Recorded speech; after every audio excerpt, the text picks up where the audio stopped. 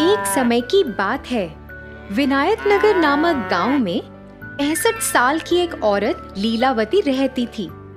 वह अपने 2 बेटों और उनके परिवारों के साथ रहती थी। वह एक ही घर में रहते थे।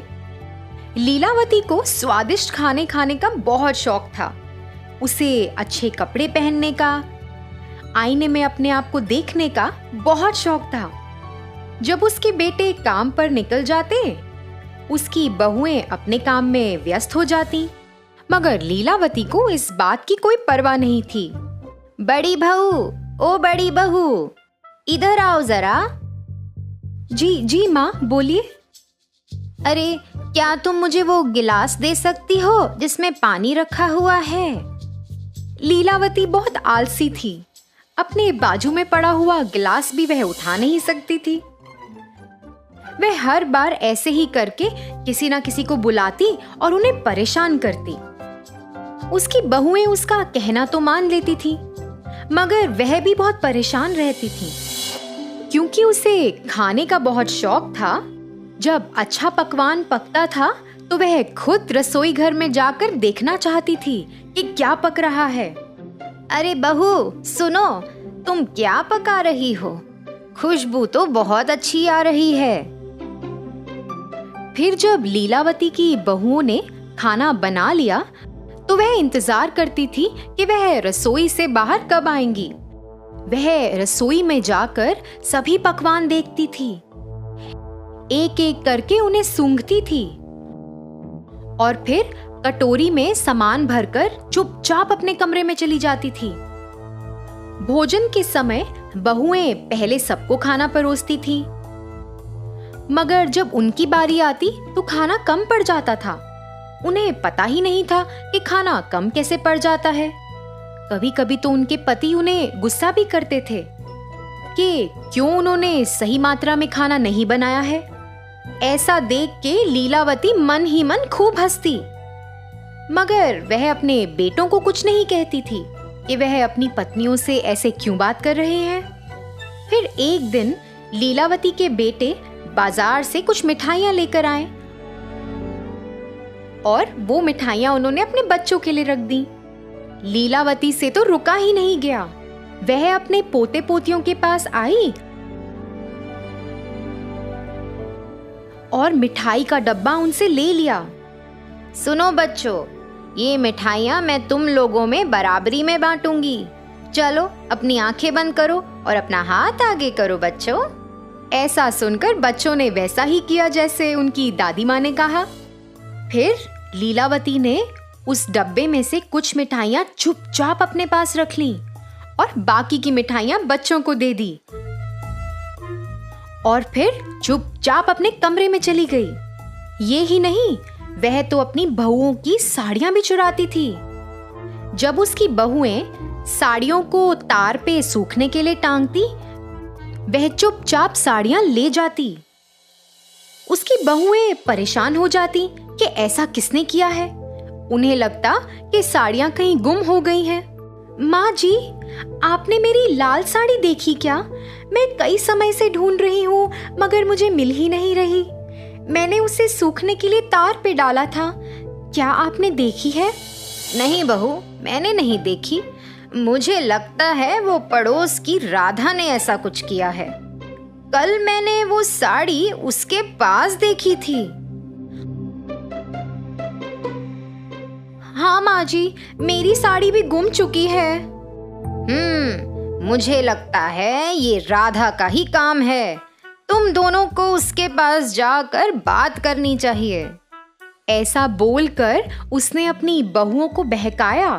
जैसा उनकी सास ने कहा, वह दोनों अपनी पड़ोसी राधा के पास गईं और लड़ने लगीं।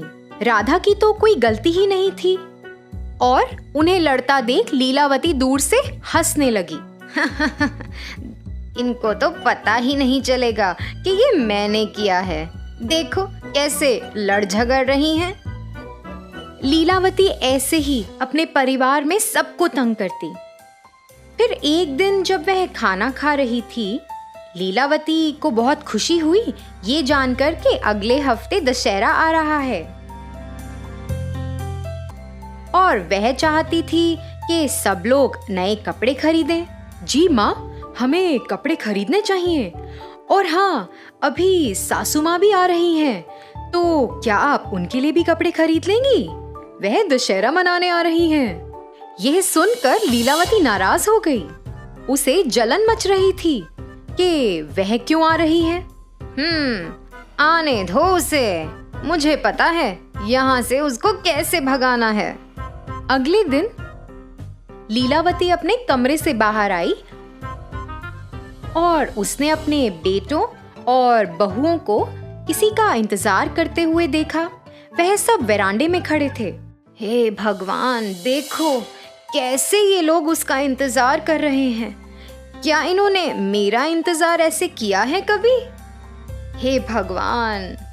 फिर लीलावती के बड़े बेटे की सास वहां पधारी और जैसे ही वह अपनी गाड़ी से उतरी, बच्चे भागे दौड़े उनके पास गए।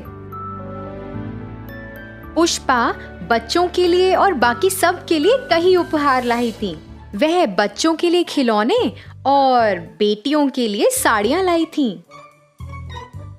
पुष्पा ने लीलावती को भी एक सुंदर सा बस्ता भी दिया। लीलावती ने वह बस्ता तो कबूल किया और चुपचाप अपने कमरे में चली गई और फिर बाहर आई। बाहर आकर उसे स्वादिष्ट खाने की सुगंध आई, तो वह सोचने लगी कि बहुत कुछ बना है, मगर उसे जलन भी मच रही थी। ये देखो, इन बहुओं ने मेरे लिए कभी इतने सारे स्वादिष्ट पकवान बनाए हैं। अभी मैं इनको मजा चखाती हूँ। फिर ऐसा सोचते हुए वह इंतजार करने लगी कि कब उसकी बहुएं रसोई से बाहर आएं। जैसे ही वे दोनों रसोई से बाहर आईं, चुपचाप लीलावती रसोई घर में चली गई और पकवान में उसने खूब सारी मिर्च डाल दी। फिर जैसे ही सबने खाना शुरू किया, सब लोगों से खाया ही नहीं गया। सबको खूब मिर्च लग रही थी। सब तो पानी के लिए तड़पने लगे, मगर लीलावती ने तो खाने को छुआ तक नहीं था।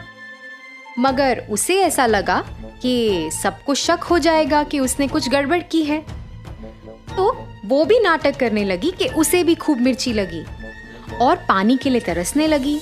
मगर पुष्पा को शक हुआ। पुष्पा ने लीलावती को कुछ ना खाते हुए देख लिया था। उसे ऐसा लगा कि कुछ तो गड़बड़ है। पुष्पा ने लीलावती पर नजर रखनी शुरू कर दी। फिर ऐसे ही कुछ दिन बीत गए। पुष्पा ने ऐसा देखा कि लीलावती बच्चों से मिठाइयां चुराती है और अपनी बहुओं की साड़ियां चुरा कर उस बस्ते में रखती है। उसने यह भी देखा कि वह चुपचाप रसोई में जाके सब्जियां कटोरी में भरकर चुपचाप अपने कमरे में आ जाती है। इन 10 दिनों में पुष्पा को लीलावती के बारे में बहुत कुछ पता चला। फिर एक दिन जब सब लोग घर पर थे, पुष्पा ने सोचा कि ये सही वक्त है कि उसे सबको बताना चाहिए कि इस घर में क्या चल रहा है। लीलावती, सुनिए, क्या आप वो बस्ता ला सकती हैं जो मैंने आपको दिया था? मैं आपको वापस लौटा दूंगी। फिर ऐसा कहकर पुष्पा झट लीलावती के कमरे में गई। लीलावती तो पुष्पा से पहले जाने की कोशिश कर रही थी, मगर असफल रही।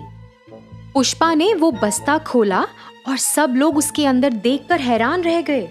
उसमें कई प्रकार की मिठाइयाँ, बहुओं की साड़ियाँ, आईना और पैसे थे। वह ये सब अपने परिवार वालों से चुराती थी। लीलावती, तुम्हारे बेटे, तुम्हारे बहुएं और तुम्हारे पोता और पोती, ये तुम्हारा परिवार है। ये किसी और के नहीं है। ये तुम्हारा परिवार है लीलावती। तुम्हें क्या लगता है कि ये सही कार्य है जो तुम इतने दिनों से कर रही हो? माँ, आप ऐसा क्यों कर रही थी? इसी कारण से बच्चे हमेशा आपसे परेशान रहते थे।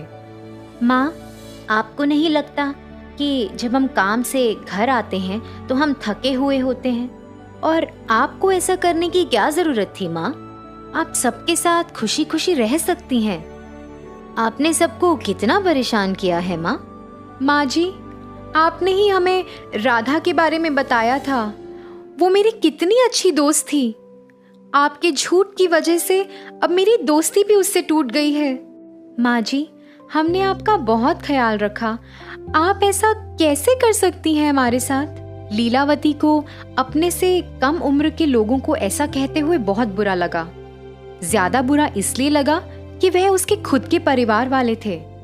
उसे एहसास हुआ कि वह कितना गलत कर रही थी और उसने सबसे माफी भी मांगी। उस दिन से लीलावती अपने बच्चों का अच्छे से ख्याल रखती थी।